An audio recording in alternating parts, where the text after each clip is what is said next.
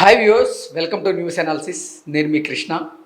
ఆంధ్రప్రదేశ్లో ఉన్నటువంటి ప్రధానమైనటువంటి వార్తలు ఏంటి అనేవి మనం ఎనాలిసిస్ చేసేటువంటి ప్రయత్నం అయితే చేద్దాం.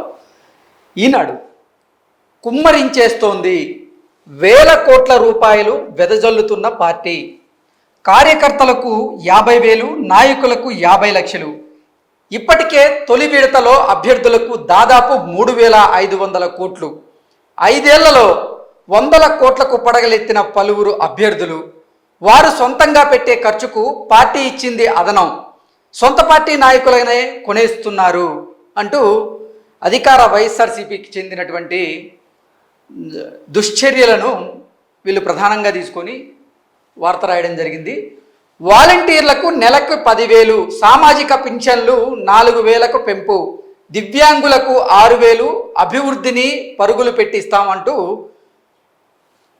చంద్రబాబు గారు చెప్పినటువంటి వ్యాఖ్యల్ని, చంద్రబాబు గారు చేసినటువంటి వ్యాఖ్యల్ని తీసుకొని ప్రధానంగా వీరు ఆర్టికల్ రాయడం జరిగింది. వచ్చేది కూటమి ప్రభుత్వమే. పవన్ కళ్యాణ్ ఎమ్మెల్యేల పేరుతో జగన్ గూడుపుటాని, వాలంటీర్లకు శిక్షణ కోసం అంటూ నియామకం, ప్రభుత్వానికి సమాంతరంగా సొంత సైన్యం, 4.5 ఏళ్ల పాటు జీతభత్యాలుగా 260 కోట్లు ప్రజాధనం, ప్రజలు ఓటర్ల సమస్య సమాచారం సేకరించి గుప్పిట, ఇప్పుడు వైకాపా అనుకూల ప్రచారానికి వినియోగం. సో ఎమ్మెల్యేల పేరుతో జగన్మోహన్ రెడ్డి గూడు పుటానీ చేసేందుకు సిద్ధమయ్యాడు అంటూ కూడా ఒక వార్త వీరు మన ముందుకైతే తీసుకొచ్చారు. అప్పు డే అయిపోలేదు, అప్పుడే అయిపోలేదు.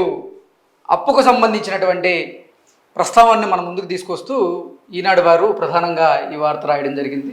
ప్రజా తీర్పుతో తాడేపల్లి కోట బద్దలవ్వాలి అంటూ పవన్ కళ్యాణ్ గారు ఆవేశపూరితంగా మాట్లాడినటువంటి వ్యాఖ్యల్ని తీసుకొని ప్రజా తీర్పుతో తాడేపల్లి కోట బద్దలై తీరాలి అంటూ కూడా ఒక వార్తను ప్రధానంగా వీరు మన ముందుకైతే తీసుకొచ్చారు. పేదోడి కనీస అవసరాలు తీర్చలేని వైకాపాకు బుద్ధి చెప్పండి అంటూ షర్మిల గారు నిన్న చేసినటువంటి కొన్ని వ్యాఖ్యలను తీసుకొని మృతదేహాన్ని ఇంటికి చేర్చుకోలేని దుస్థితిలో రాష్ట్ర ప్రజలు, ఇళ్లకు గ్రామాలకు మేలు చేయడం అంటే ఇదేనా అంటూ షర్మిల గారు నిన్న జగన్మోహన్ రెడ్డిని ఉద్దేశించి ప్రశ్నించినటువంటి వ్యాఖ్యల్ని తీసుకొని వీరు ఆర్టికల్ రాయడం జరిగింది. డీకే సోదరులతో వైఎస్ షర్మిల చర్చలు అంటూ కూడా వైఎస్ షర్మిలకు సంబంధించినటువంటి ఒక వార్తను ప్రధానంగా మన ముందుకు తీసుకొచ్చారు. వైకాపా కోడ్ నడుస్తోంది, కేంద్ర ఎన్నికల సంఘం కోడ్ నడవట్లేదు, వైకాపా కోడ్ నడుస్తోంది అంటూ కూడా ప్రధానంగా వీరు ఈ వార్తని మన ముందుకైతే తీసుకురావడం జరిగింది.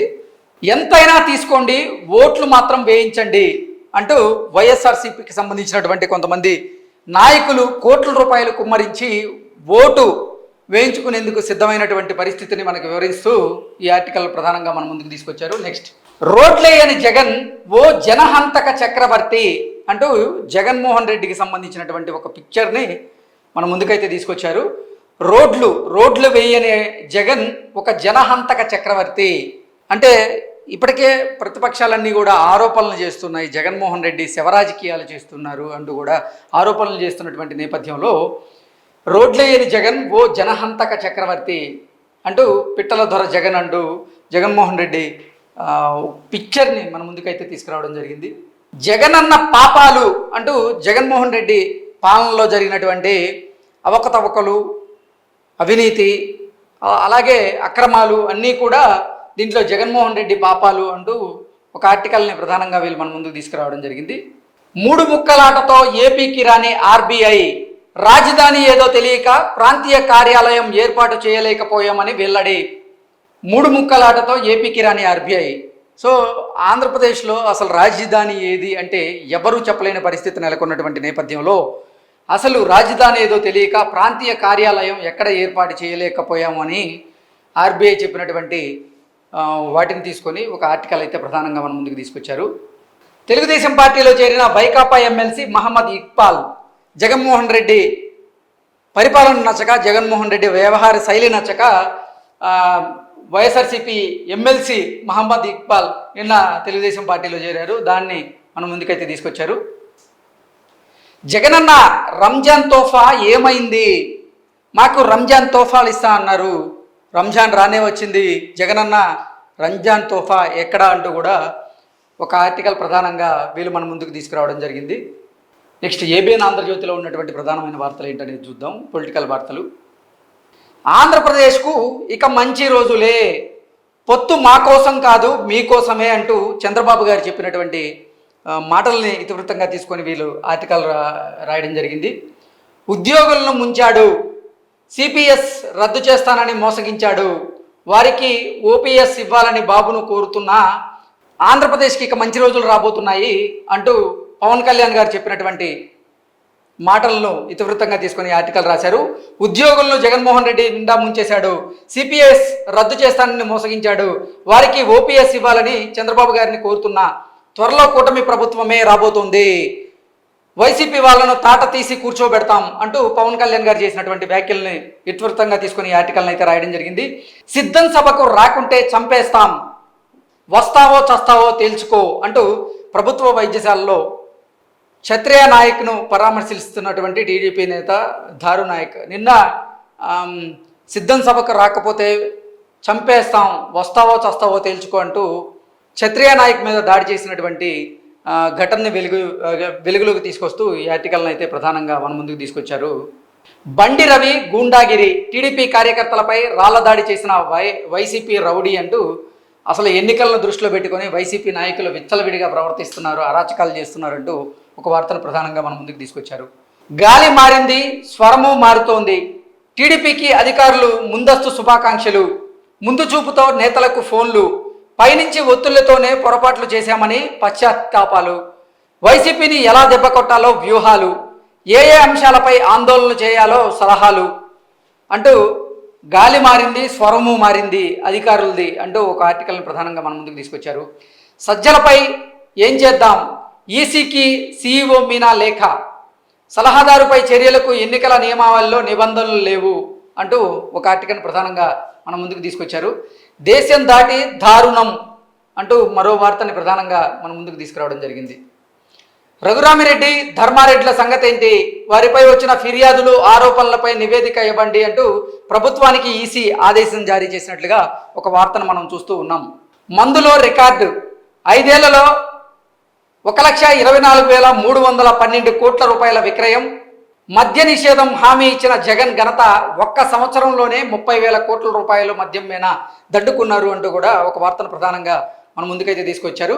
ఢిల్లీ నుంచే ఆపరేషన్ గరుడ, విశాఖ డ్రగ్ కేసుపై చురుగ్గా సిబిఐ దర్యాప్తు, ఒక బృందాన్ని ప్రజలకు పంపి విచారణ అంటూ విశాఖలో వెలుగు చూసినటువంటి డ్రగ్స్ కలకలంకి సంబంధించినటువంటి విశాఖ డ్రగ్ మాఫియాకి సంబంధించినటువంటి ఒక వార్తను ప్రధానంగా వీళ్ళు మన ముందుకు తీసుకురావడం జరిగింది. వైవి సుబ్బారెడ్డి పిఏ కారులో 6 లక్షల పట్టివేత అంటూ వైవి సుబ్బారెడ్డికి సంబంధించినటువంటి ఒక వార్తను ప్రధానంగా మన ముందుకు తీసుకొచ్చారు. నెక్స్ట్, ఈవీఎంల ర్యాండమైజేషన్లో మార్గదర్శకాలు పాటించాలి అంటూ కలెక్టర్ వేణుగోపాల్ రెడ్డి అధికారులకి చేస్తున్నటువంటి దిశానిర్దేశాన్ని వీళ్ళు ఒక వార్తగా రాయడం జరిగింది. వైసీపీ అరాచక పాలన అంతం తప్పదు, వైసీపీ అరాచక పాలనకు అంతం తప్పదు అంటూ డేగల ప్రభాకర్ గారు మాట్లాడినటువంటి వ్యాఖ్యలను కూడా వీళ్ళు ప్రధానంగా మన ముందుకు తీసుకురావడం జరిగింది. నేడు ఈద్ ఉల్ ఫితరే, దానికి సంబంధించినటువంటి ఏర్పాట్లు చేస్తున్నారంటూ కూడా ఒక వార్తను ప్రధానంగా మన ముందుకు తీసుకొచ్చారు. నెక్స్ట్, సాక్షి పేపర్ చూద్దాం. ఇది మా ప్రోగ్రెస్ రిపోర్ట్, 2.31 లక్షల ఉద్యోగాలు, ఎంఎస్ఎంఈలకు ప్రోత్సాహం, పిడుగురాళ్ల సభలో ముఖ్యమంత్రి వైఎస్ జగన్ అంటూ ఇది మా ప్రోగ్రెస్ రిపోర్టు, మొత్తం 2,31,000 ఉద్యోగాలు ఇచ్చాము, ఎంఎస్ఎంఈలకు కూడా మేము ప్రోత్సాహం ఇచ్చామంటూ జగన్మోహన్ రెడ్డి నిన్న పిడుగురాళ్ల సభలో మాట్లాడిన దాన్ని ప్రధానంగా తీసుకొని వీళ్ళు ఆర్టికల్ రాయడం జరిగింది.